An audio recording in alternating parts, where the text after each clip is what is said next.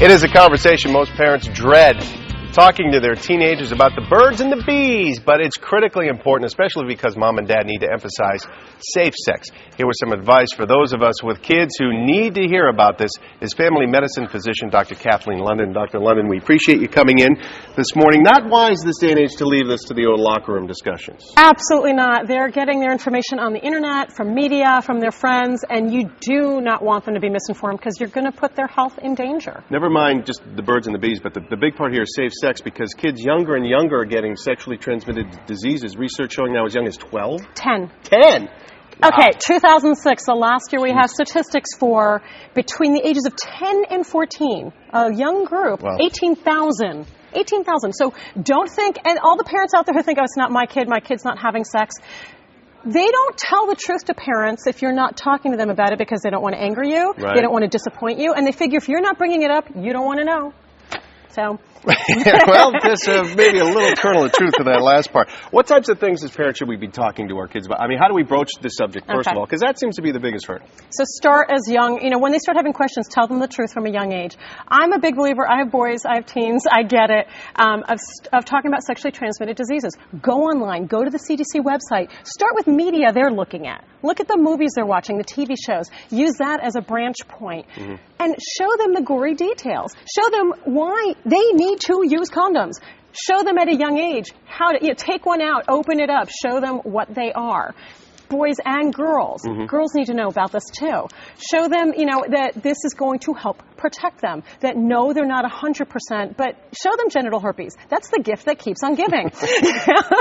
So you're saying go ahead and just lay it all out on the table here, not only in terms of telling what they need to do, but what the end result could be, as you say here. Absolutely. When we look at these kind of statistics, HPV, which causes cervical cancer in girls, by the age of 20, we're seeing 45%. Of infection rate. That's enormous. That's a big risk group. And you want, again, the more frequently you bring this up, the more comfortable they're going to be. If you're not comfortable doing it directly, do it in the doctor's office. Make it a three-way conversation. I can tell them then about condoms. I can show them. There's a new product, Amari Cream, that is another barrier that if you use it with a condom is going to give you even more protection, especially with all the grooming that goes on, the manscaping, and the girls are shaving. They get little nicks and cuts, and they get risk for disease. The other big myth that kids have, and this was kind of horrifying for me to learn about, they think if they're not having vaginal sex, if they're having anal and oral sex, that it's not real sex, and they're not going to get an STD, they're not going to get pregnant. That's a big myth. What about those? There are parents out there who say, well, I don't want to bring this conversation up in terms of preventing sexually transmitted diseases because therefore I would be encouraging that type of behavior.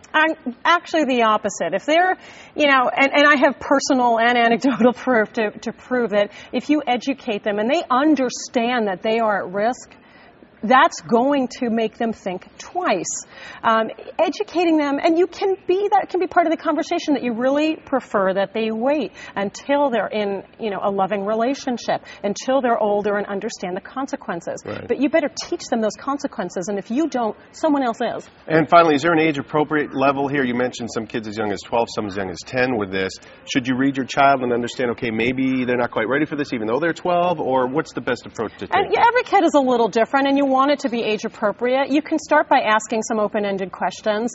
My younger son, when he was 3, there were questions that, again, you have to make the language age appropriate, but the discussion started then. Don't forget, latency doesn't mean they don't have any questions. Right, and as you say, even if it's 3, answer the question honestly. They may not understand, but don't try to skate around it and make something else up. And you're helping save your child's life here. Right. Well, it's important stuff, and like I said, it's a little for some parents, but you really have to have that discussion before it's too late. Absolutely, and bring it up again, and make sure you're on top of it.